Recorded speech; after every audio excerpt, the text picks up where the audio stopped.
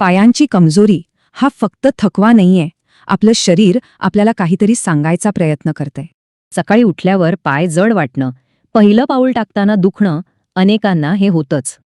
आणि आपण काय करतो? सरळ म्हणतो म्हातारपण आलंय. पण हे खरंच फक्त वयामुळे होतं का? अजिबात नाही. हे वय नाही, तर शरीर आपल्याला एक सिग्नल देतंय, एक इशारा. तर मग ह्यामागची मुख्य कारणं तरी काय आहेत? चला बघूया. एक तर पोषक तत्वांची कमतरता, शरीरात आतून आलेली सूज आणि तिसरं म्हणजे हालचालीचा अभाव. पण चांगली गोष्ट काय आहे माहितीये? यावरचा उपाय महागड्या औषधांमध्ये नाही, आपल्या स्वयंपाकघरातच आहे. सगळ्यात पहिला उपाय, मोड आलेले हरभरे. हे एक प्रकारचे नैसर्गिक मसल बिल्डरच आहेत. कसं वापरायचं?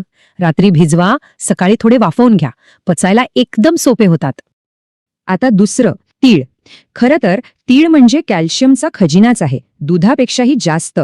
फक्त 1 चमचा तीळ थोडे भाजून रोज चावून खायचे. बस, हाडं आतून मजबूत होतात.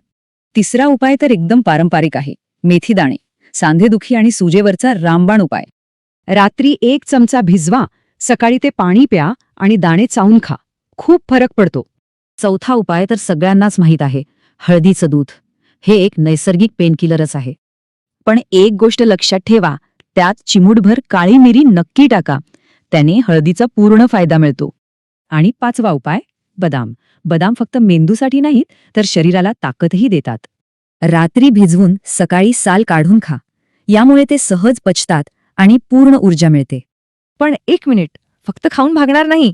यासोबत थोडी हालचाल पण तितकीच गरजेची आहे. रोज थोडं चाला, सकाळी स्ट्रेचिंग करा आणि कोवळ्या उन्हात बसा. बस एवढंच.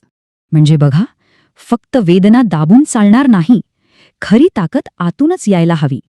हो, याला थोडा वेळ लागेल. नैसर्गिक उपायांना वेळ लागतो, पण ते थेट मुळावर काम करतात.